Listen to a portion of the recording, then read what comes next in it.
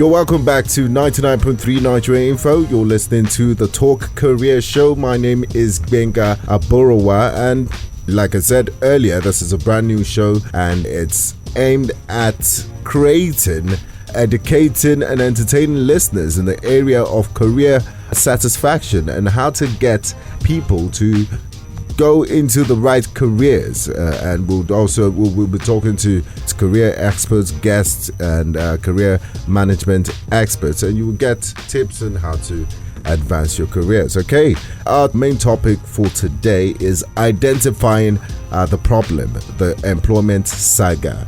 Yes, if you recall, in 2012 the International Labour Organization took statistics of both the employed and unemployed in the world and stated that about 6% of the world population is unemployed and that most unemployed are the youths. According to the same organization, 73.4 million youths were unemployed in 2013. And let's come home to Nigeria. Statistics from the National Bureau of Statistics estimates that about 60 million Nigerians are unemployed, and World Bank data in 2010 put poverty level among Nigerians at 46% of the nation's population. I tell you, this is very, very high. And one reason that can be adduced to this is because of the unemployment situation in the country.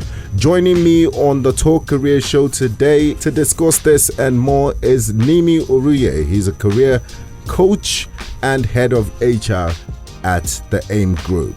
And nice to have you on the show, Mr. Nimi Oruye. Thank you, Binga. We just concluded major election, and tops on the agenda of the major political parties was unemployment. They had to talk about it. It's one issue that we can't run away from. Unemployment. What is unemployment, and are there different types of unemployment? Well, simply put, unemployment is the state of not having a job to go to. It's not having a place you can be productive to your society and earn an income or a living for yourself and for your family. So that's unemployment. But at the are there reasons why there's unemployment in certain societies? Because people want to work. They do understand that, look, to be a man or to exist in this world, you do need to make a living. Well, naturally, we're built that way. We're built to look for something to do, and then it pays off when you can do something and you're paid for it. Okay, I don't think that there's anybody in the world that will just want to wake up and sit down and not do anything, without being productive to themselves, to their families, or to their society at large. Okay, so reasons, yes, when we have a case where there are more people out there than there are jobs available for them to do. Every job has a design. Every job has a specific number of people that is required to do them. No employer goes into business for charity and just to employ people. They want to make a return at the end of the day. Deliver. Exactly. Yes, they want to make a return on their investments. At the end of the day, they want to be sure that the people I have for the job are sufficient. They want to be sure that they don't have too many people. Otherwise, you'll have people who are in this office and redundant. And you know what they say about an idle hand. They say it's the devil's playground or the devil's workshop. You don't want the devil's workshop set up in your own office. I've often I've talked to business owners and employers of labor in the past, and they said, look, some problems we have is not like when talking about unemployment, is that some of the graduates are unemployable. They simply don't have the requisite. They might have the degrees, but they are not qualified, and they say, look, I'm a business owner, I'm not in the business of running training, I'm not a university. What I want is for you to, your output, your input in my business, so I can grow, and I'm not there to train you. So how do you deal with this, and are there types of unemployment? Okay, I'm also of the opinion that, at least in my own experience, I currently manage the HR function for a group of 8 companies, and we're recruiting rather frequently, but one of the major challenges we have is getting people who are actually competent for the job.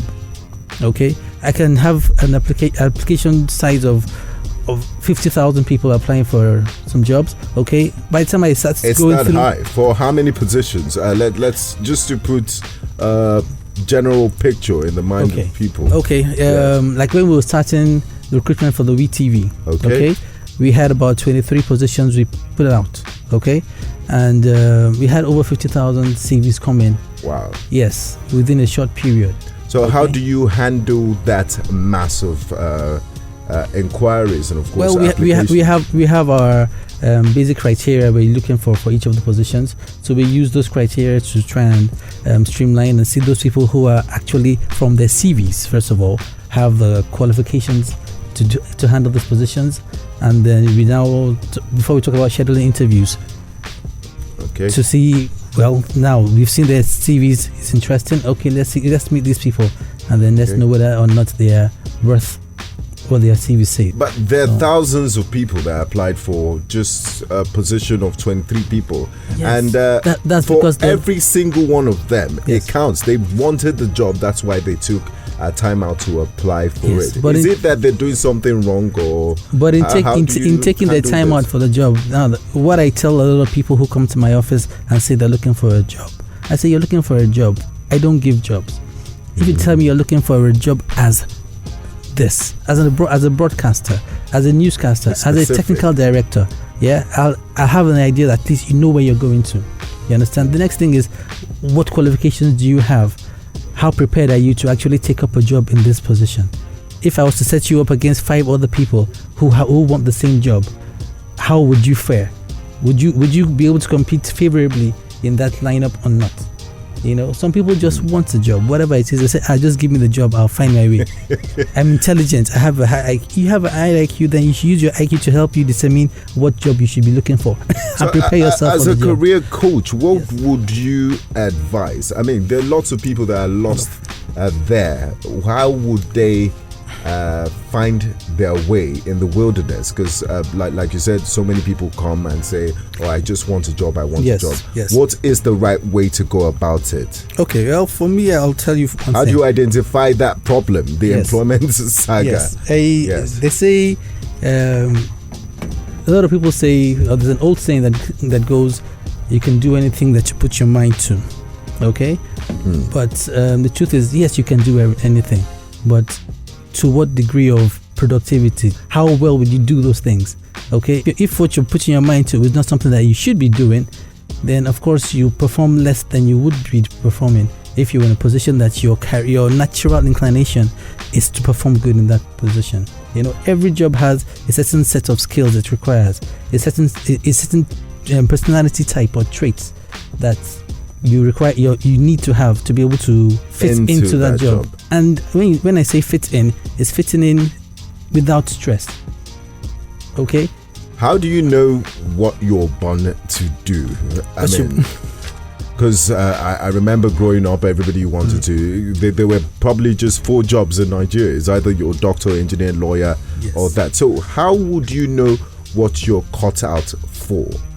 Okay, now at an early stage, so you don't end up having square pegs in round holes. As they say. At an early stage. Now the thing is, there are 4 major steps or stages in choosing your career. Okay, at the very beginning. Okay, sadly, most of us don't have the luxury of doing that. We just get into what is available and keep moving. Okay, but the first one is self-awareness. Who are you? What are your likes? What are your dislikes? You know, what are the talents that you have? What are the things that you can bring to the table if you're in a particular group of people? Okay, you need to find out who or what motivates you. What are the things that push you? What are the things that make you happy when you're performing?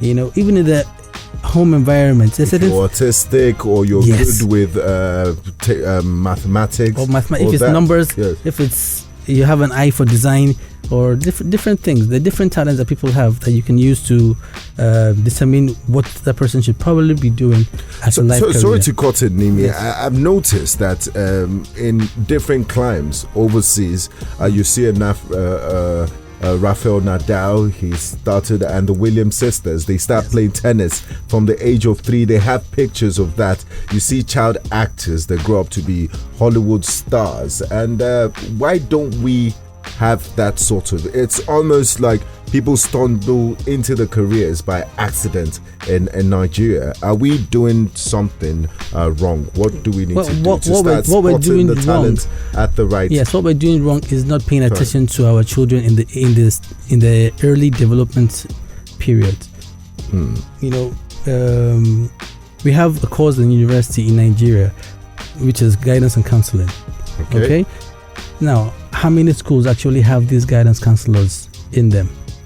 In the secondary school, even before we talk about... you're talking university level here. Yeah, I'm saying now, even at the secondary school level, how many schools have guidance and counselors that can help identify these talents with children and talk careers with them and let them realize, help them identify the talent that they have and then see how they can groom them in those areas. Let them understand the opportunities that are available for them if they develop in these talent areas. And also, you have to involve the parents also, because a lot of our parents will say, no, my son has to be a doctor. I'm a medical doctor. My father was a doctor.